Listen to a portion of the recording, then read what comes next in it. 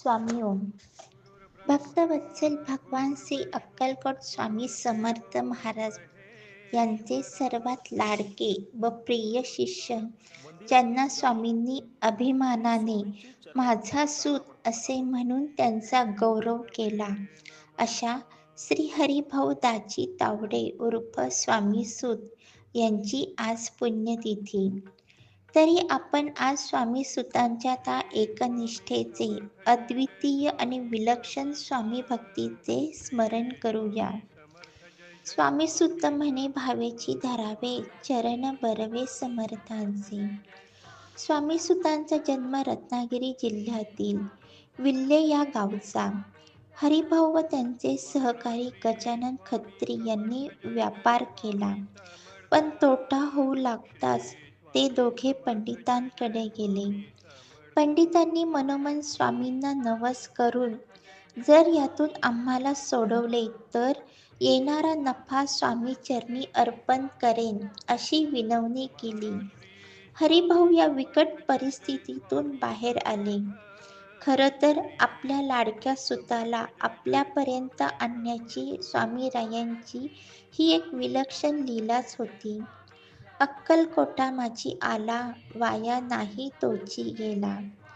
तिघे अक्कलकोटला महाराजांच्या दर्शनास गेले असता व्यापार केला, तोटा झाला. मला नवस केल्यावरून 2,000 रुपये नफा झाला. हे महाराजांचे बोलणे ऐकताच तिघेही गारद झाले व महाराज असाधारण विभूती आहेत हे त्यांना मनोमन पटले. रात्री तिघांचे कपडे चोरीस गेले असता महाराजांनी सुंठी वाचून खोकला केला असे उद्गार काढले. गजानन यास डोकीस धोतर बांधावयास सांगितले, पंडिताला रुमाल बांधण्यास सांगितले व हरिभाऊस हाताला धरून पुढे ओढून आपल्या जवळ घेतले व म्हणाले, तू आपल्या कुळावर पाणी सोड व माझा सूत हो. हरिभाऊंना महाराजांनी चांदीच्या पादुका करून आणायला सांगितल्या. हरिभाऊंनी पादुका करून आणताच लगेच महाराजांनी आपल्या पायात घातल्या.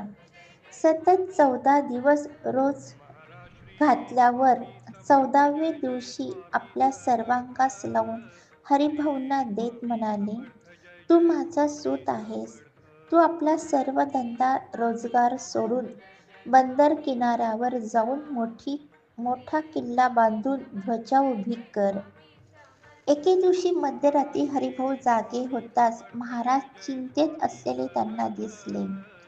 त्यांनी जवळ जाऊन महाराजांचे पाय चेपण्यास सुरुवात केली व काय आज्ञा आहे असे हात जोडून विचारले.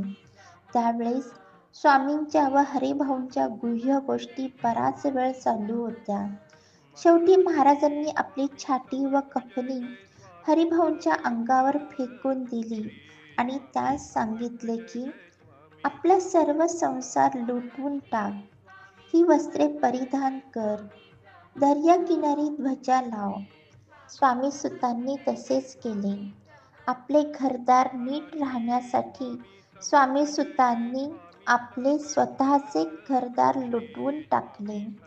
खरं तर ही पूर्ण स्वामी कृपा होती. ही कृपा होताच स्वामी सूत बेभान झाले. संबंध स्वामींच्या चरित्रात इतकी विलक्षण कृपा स्वामींनी कुणावरही केली नाही. दुसऱ्या दिवशी स्वामी सूत मुंबईला आले. त्यांनी आपले घरदार लुटले व ते निसंग झाले. आपल्या बायकोला स्वामी नामाचा उपदेश करून तिला सफेद वस्त्र दिले, हाती एकतारी दिली व स्वतः भगवे वस्त्र परिधान करून टाळ विणा घेऊन स्वामी नामात दंग झाले. स्वामी सुतांनी कामाठीपुऱ्यातील आपल्या घरालाच मठ केले. त्यांच्याकडे येणाऱ्या भक्तांमध्ये सर्व प्रकारचे भक्त होते. त्यांनी आपल्या अभंगातून जनजागृतीचा व मतपरिवर्तनाचा सपाटाच लावला. त्यांनी आपले विचार रांगड्या शैलीत मांडून लोकांची दाणादाण उडवली. त्यांचे अभंग भक्तिरसाने ओथंबून वाहताना दिसतात. स्वामी सूत हे कोणी सामान्य व्यक्ती नव्हते. ते प्रत्यक्ष स्वामी भगवंतांच्या अवतारातील त्यांचे प्रिय पार्षद होते. स्वामींचे प्रिय सखे होते. एकदा स्वामींनी त्यांना आपल्या पोटावरून हात फिरवण्यास सांगताच स्वामी सुतांना त्यांच्या पूर्वजन्मातील प्रसंगाचे स्मरण झाले. गोट्या खेळताना 8 वर्षाची मुलाची मूर्ती जमिनीतून वर आल्याचे दृश्य दिसले. हा प्रकार विनायक मंदिरासमोर वटवृक्षाखाली घडला. त्यावेळेपासून स्वामी सुतांनी प्रकट दिन साजरा करण्यास सुरुवात केली. एकदा स्वामीसूत खडावा घालून स्वामींपुढे नाचत असता काही समाजकंटकांना ते आवडले नाही व त्यांनी स्वामीसूतांना मारहाण केली. स्वामीसूतांना तो अपमान सहन न होऊन ते मुंबईला गेले व अक्कलकोटला परत न येण्याचा निर्णय घेतला. त्यामुळे स्वामींच्या विरहाने त्यांच्या तब्येतीवर परिणाम होऊ लागला. स्वामींनी खूपदा बोलावणे पाठवले, पण स्वामीसूत परत अक्कलकोटला आले नाही. शेवटी आता तोफ उडवतो म्हणून निरोप दिला व स्वामी नामात दंग असलेले स्वामीसूत श्रावण वद्य प्रतिपदेला स्वामीसूतांच्या मूळ स्वरूपात लीन झाले. अशा दिव्य स्वामीसूतांच्या चरणी कोटी कोटी दंडवत प्रणाम व स्वामीसूतांना एकच प्रार्थना की त्यांनी आपल्या सर्वांकडून अखंड श्री स्वामी चरणांची सेवा करून घ्यावी. स्वामी ओम.